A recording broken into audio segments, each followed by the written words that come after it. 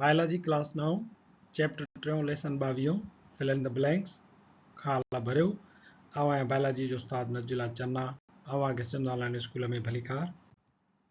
असांजो जो लेक्चर जो मौजू आहे fill in the blanks exercise आहे असांजी उन जो सेक्शन आहे 2 जंहिंमें असां fill in the blanks कंदासीं। बाब ट्रेन जी एक्सरसाइज जो सेक्शन ॿियो आहे fill in the blanks खाला भरियो। नंबर पहिरियों आहे त degree of variation within or among the species exist on different regions of the earth called. ज़मीन जे मथां मुख़्तलिफ़ इलाइक़नि में मौजूदु जेकी जानदारनि जूं जिन्सूं आहिनि उन्हनि जानदारनि जे विच में या वरी कई स्पीशीज़ जेका आहे उन स्पीशीज़ जे अंदरि जेके जानदार आहिनि उन्हनि जे विच में जेका डिग्री ऑफ वेरिएशन आहे जेको फ़र्क़ु मौजूदु आहे उनखे असां छा चवंदा आहियूं? तव्हांखे ख़बर आहे त असां उनखे चवंदा आहियूं बायोडाइवर्सिटी।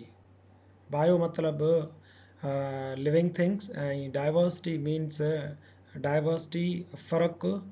हाणे जानदार शयुनि में जेकी फ़र्क़ु मौजूदु थियनि था असां उनखे बायोडाइवर्सिटी सॾियूं था।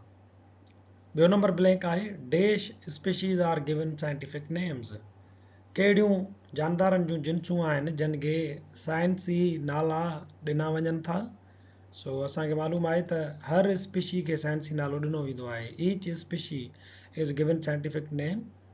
नंबर टियों ब्लैंक आहे dash structures have different functions physiology but having similar internal architecture.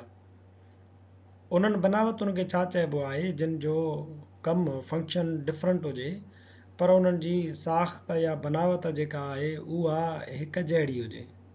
सो असां ॿ शयूं पढ़ियूं हुयूं, हिकिड़ो होमोलागस ॿियो एनालागस। उन्हनि ई सां गंढियल ई सुवालु आहे त उहे बनावतूं जिन जो फंक्शन त डिफरेंट हुजे पर उन्हनि जी इंटरनल आर्किटेक्चर उन्हनि जी स्ट्रक्चर जेका आहे उहा हिकु जहिड़ी हुजे उन्हनि खे असीं छा सॾींदा आहियूं? उन्हनि खे सॾिबो आहे homologous structures. Homologous structures have different functions but having similar internal architecture. सवाल नंबर चौथों आहे असां वटि science of classification is called. जानदारनि खे जेका क्लासिफिकेशन करण वारी साइंस आहे उनखे असीं छा सॾींदा आहियूं? Taxonomy. Taxonomy is the science of classification. सवाल नंबर 5 आहे मोस्ट प्रोटिस्ट्स आर। प्रोटिस्ट जेके आहिनि उहे घणे भाङे छा हूंदा आहिनि? हिकिड़ो त हिन जो जवाबु एक्वेटिक बि थी सघे थो। एक्वेटिक जो मतिलबु आहे त घणा जेके प्रोटिस्ट आहिनि उहे असांखे पाणीअ जे अंदरि मिलंदा आहिनि। ऐं ॿियो असां वटि आहे वरी सवाल नंबर 6 dash are achlorophyllous and absorptive living organisms. कहिड़ा जानदार आहिनि जेकी अक्लोरोफाइलस हुजनि? अक्लोरोफाइलस जो मतिलबु आहे क्लोरोफिल खां बग़ैर ऐं एब्जॉर्प्टिव जो मतिलबु आहे त उन्हनि जो जेको मोड ऑफ न्यूट्रिशन आहे ग़िज़ाइयत हासिलु करण जो तरीक़ेकार उहो एब्जॉर्प्शन ते मबनी हूंदो आहे। उहे छा कंदा आहिनि त पंहिंजे जिस्म जे ज़रिए खाद खुराक या ग़िज़ाइयत जेका आहे उहा अंदरि पंहिंजे जिस्म में जज़ब करे वठंदा आहिनि। हाणे उहे कहिड़ा जानदार आहिनि जन वटि क्लोरोफिल बि कोन्हे को ऐं उहे वरी पंहिंजो खाद खुराक जेका आहे एब्जॉर्प्शन जे तरीक़े सां हासिलु कंदा आहिनि। सो असांजो सही जवाबु आहे फंगाए। फंगाए अहिड़ा जानदार आहिनि जिन खे क्लोरोफिल बि कोन हूंदो आहे। इन जे करे उहे हेट्रोट्रॉफिक हूंदा आहिनि ऐं हेट्रोट्रॉफिक हूंदा आहिनि त उहे वरी जेको खाद खुराक ॿाहिरां हासिलु करण जो तरीक़ो अथनि उहो हूंदो आहे एब्जॉर्प्शन वारो मोड। सवाल नंबर 7 आहे dash is non cellular obligate parasite. कहिड़ी शइ आहे जेका नॉन सेल्यूलर आहे यानी उनजो यूनिसेल्यूलर बि नाहे। यूनिसेल्यूलर उन जानदार खे चइबो आहे जेको हिकु जीव ॻढ़े ते मुश्तमिल हुजे। हीउ नॉन सेल्यूलर आहे यानी इन जो जीव ॻढ़ो बि पूरो न आहे पर ऑब्लिगेट पैरासाइट आहे। मुकमल तौर ते हिकिड़ो मुफ़्त खोर आहे। ऑब्लिगेट जो मतिलबु आहे त अहिड़ो पैरासाइट जेको कंहिं जानदार जे अंदरि हुजे उन जे सेल में हुजे उन जे जिस्म मां खाधो हासिलु कंदो हुजे त ज़िंदा रहंदो ऐं जेकॾहिं वरी उन खां ॿाहिरि कढोसि उन होस्ट जे उन खां सेल खां जिस्म खां त उहो डेड थी वेंदो आहे। ॿिया पैरासाइट जीअं मच्छर आहे या जूं वग़ैरह आहे या चिचड़ वग़ैरह थींदो आहे त उहे होस्ट जे जिस्म खां उन्हनि खे अलॻि बि कयो वञे तॾहिं बि उहे ज़िंदा रही सघंदा आहिनि पर हीउ नॉन सेल्यूलर ऑब्लिगेट पैरासाइट आहे। सेल बि मुकमल कोन्हे को ऐं मुकमल तौर ते पैरासाइट आहे त उहो आहे असांजो वायरस। वायरस खे असां चवंदा आहियूं त इहो नॉन सेल्यूलर ऑब्लिगेट पैरासाइट आहे। जेकॾहिं कंहिं जे जानदार जे जीव ॻढ़ में अंदरि वेंदो त उहो ज़िंदा थींदो आहे ऐं उतां खाधो पीतो हासिलु कंदो आहे ऐं पंहिंजो फंक्शन जेको आहे लाइफ जा जेके हुन जा प्रोसेस आहिनि उहे बि अॻिते वधाईंदो आहे। पर जीअं ई हुन खां ॿाहिरि निकिरंदो त डेड थी वेंदो आहे ऐं पंहिंजा फंक्शन जेके आहिनि उहे बि पूरा कोन करे सघंदो आहे। सवाल नंबर 8 आहे scientific name of any organism should be dash when printed. कंहिं बि जानदार जो जेको साइंसी नालो आहे उहो जॾहिं प्रिंट थिए थो त उहो कीअं हुजणु घुरिजे।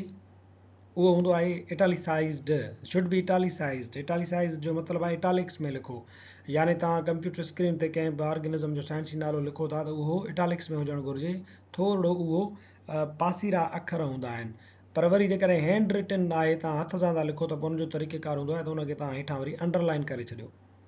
सवाल नंबर 9 आहे cutting down of trees called. वणनि जे कटण खे असां छा चवंदा आहियूं? जेको ॿेला आहिनि मौजूदु, तमामु घणा वॾा वण आहिनि, उन्हनि खे जॾहिं असां वॾे पैमाने ते कटियूं था त उनखे चइबो आहे डिफोरेस्टेशन। फॉरेस्टेशन जो मतिलबु आहे ॿेलाकारी, वण पोखणु। डिफोरेस्टेशन जो मतिलबु आहे ॿेलनि खे ख़तमु करणु, यानी वणनि खे वढणु। सवाल नंबर 10 ऐं आख़िरी सवाल आहे animals which are at the risk of extinction in future are called. उहे जानदार एनिमल्स खे असां छॾियूं था छो त सिर्फ़ु जानवर जेके आहिनि उहे उन्हनि जी बायोडाइवर्सिटीअ खे ख़तरो कोन्हे को, पर ॿूटनि जी अॻे बि हूंदो आहे, ॿिया बि जेके आहिनि असां वटि किंगडम्स उन्हनि खे बि थी सघे थो। सो असां हिते एनिमल्स जी जॻह ते लिविंग थिंग्स या ऑर्गेनिज़म्स जो लफ़्ज़ हिते इस्तेमालु कयूं था। ऑर्गेनिज़म्स विच are at the risk of extinction in the future. मुस्तक़बिल में जेकी जानदार ख़तमु थियण जे ख़तरे हेठि आहिनि, उन्हनि जो नसुल ख़तमु थियण जे ख़तरे हेठि आहे, उन्हनि खे छा चइबो आहे? इंडेंजर्ड, यानी ख़तरे में पयल।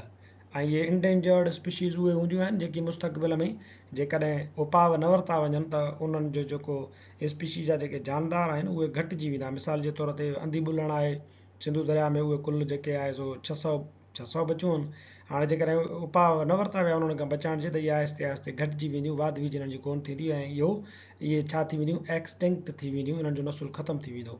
सो इंडेंजर्ड जो मतिलबु आहे जेकी जानदार मुस्तक़बिल में हली करे ऐं ख़तमु थियण जे ख़तरे हेठि हुजनि, उन्हनि खे चइबो आहे इंडेंजर्ड। असांजो जेको लेक्चर पुॼाणी ते पहुचे थो, वरी हाज़ुर थींदासीं नए लेक्चर सां गॾु। तेसिताईं ॾिसंदा रहो सिंधु ऑनलाइन स्कूल।